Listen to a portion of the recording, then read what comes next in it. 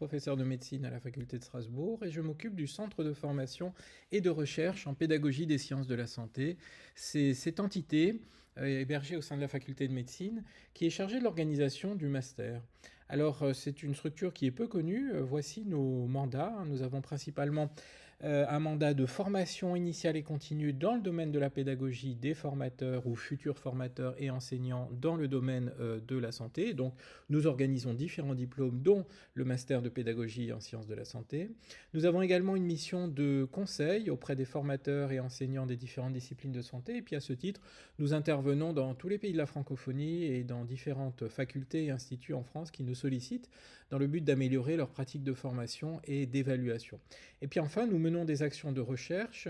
Nos thématiques de prédilection au sein du laboratoire sont le raisonnement clinique, la prise de décision et ce que l'on appelle les biais cognitifs, c'est-à-dire les erreurs, notamment les erreurs diagnostiques. Alors voilà les différents membres du laboratoire dont vous ferez la connaissance évidemment lors de votre formation.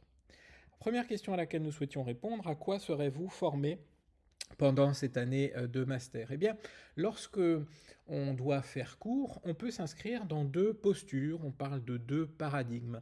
La première, c'est le paradigme d'enseignement, selon lequel ce qui est important, c'est la manière dont l'enseignant va parler, va communiquer dans une perspective de transmission des connaissances vers les étudiants. La deuxième posture relève de ce qu'on appelle le paradigme d'apprentissage, selon lequel on considère que ce qui est important, ce n'est pas tant ce que l'enseignant raconte, c'est ce que l'étudiant va apprendre, va mémoriser et va être capable de réutiliser dans le milieu clinique, dans son domaine professionnel, dans le cadre de la mise en œuvre de ses compétences. Eh bien, pour bien enseigner, il faut être un bon communicant, il n'y a pas besoin de formation approfondie pour le devenir. Par contre, pour bien faire apprendre les étudiants qui sont en face de nous, eh bien, il y a nécessité de mettre en œuvre des stratégies pédagogiques qui relèvent notamment de ce qu'on appelle les méthodes pédagogiques actives et qui ne s'inventent pas. Et c'est à cela que nous allons vous former pendant votre année de master.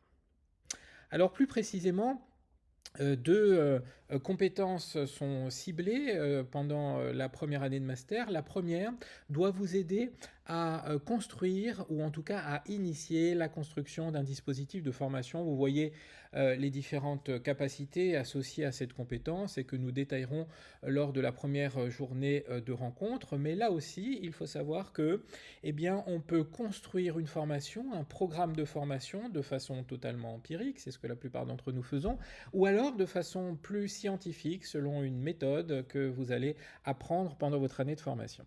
La deuxième compétence que vous allez développer, c'est celle qui vous conduira à innover dans vos pratiques de formation et d'évaluation, ou vos pratiques futures évidemment de formation et d'évaluation, puisque la plupart d'entre vous, à l'exception des tuteurs notamment, n'a pas encore d'activité pédagogique. Et là, eh bien, nous vous aiderons à vous approprier un certain nombre d'approches, de techniques et d'outils innovants que vous pourrez utiliser, encore une fois, pour former et évaluer les apprentissages des étudiants. Alors, les séminaires eh bien, sont à présence obligatoire dans ce master. Vous voyez qu'il y a ici les dates prévisionnelles pour l'année 2022-2023.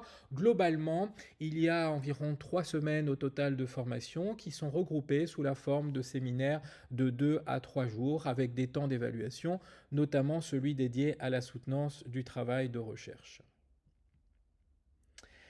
Comment se fait la sélection, l'admission en master? Eh bien, elle se fait en 2 temps. Vous allez dans un premier temps déposer votre dossier en ligne, je vais vous expliquer la procédure et un premier examen du dossier, est réalisé. Puis, si vous êtes considéré comme admissible, eh bien, vous passerez un oral, au cours duquel vous serez amené à échanger avec, le jury autour de vos projets, professionnels et de votre motivation à suivre cette formation. Alors, nous classons ensuite les candidats en fonction de différents critères. Voilà les 3 principaux. Ils tournent autour de la qualité du parcours professionnel, hein, de la motivation pour la formation et puis de la pertinence du projet professionnel dans lequel vous allez inscrire votre démarche. Les candidatures peuvent être déposées à partir du 1er mars et jusqu'au 22 juillet sur la plateforme e-candidat. Donc le dépôt de candidature est entièrement dématérialisé. Et les oraux ont lieu à l'une des 3 dates ici mentionnées, le 16 juin, le 12 juillet ou le 2 août 2022. Un créneau vous sera proposé, évidemment en cas d'impossibilité. Une alternative vous sera également communiquée. Parlons maintenant un peu de l'évaluation des apprentissages, c'est-à-dire de la manière dont vous serez évalué pendant le master. Il y a plusieurs types d'activités évaluatives. La première et l'activité principale, c'est qu'il vous sera demandé d'animer un cours. Alors d'animer un cours en début de formation, vous l'animerez donc de façon très spontanée, très intuitive sans doute, tel que vous le faites peut-être en tant que tuteur ou tel que vous vous faites une représentation de ce que doit être l'animation d'un cours. Et ce cours, vous serez amené à l'animer une nouvelle fois sur la même thématique en fin de formation, avec pour objectif évidemment de mettre en œuvre les méthodes que vous aurez apprises pendant la formation. Alors je vous montre ici un extrait de ce à quoi ça ressemble. Vous serez projeté dans la posture donc du formateur, de l'enseignant, et les autres étudiants du master ainsi que les membres du jury joueront le rôle des étudiants.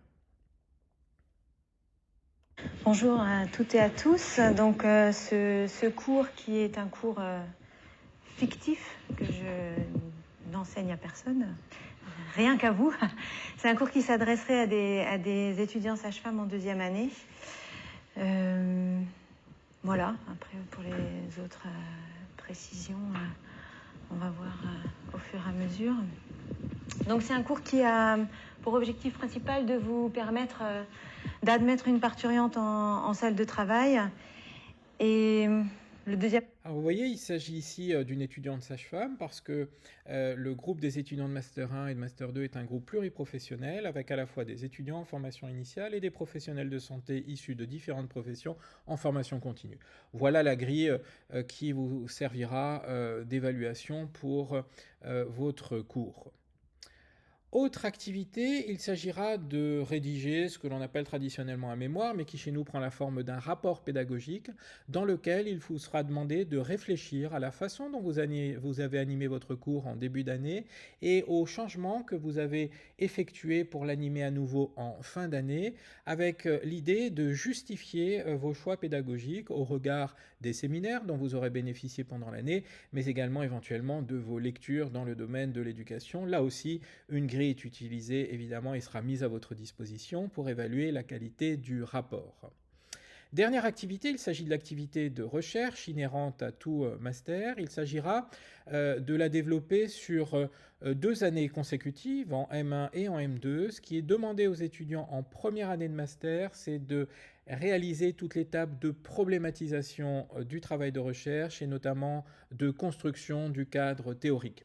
Et de rédiger un rapport de recherche, vous voyez, relativement court, qui fera l'objet d'une présentation à l'oral. Bien évidemment, vous serez accompagné dans cette démarche à la fois à l'aide de différents séminaires portant sur la recherche dans le domaine de l'éducation des sciences de la santé, mais également par un superviseur qui assurera un suivi de proximité autour de la construction de votre travail de recherche.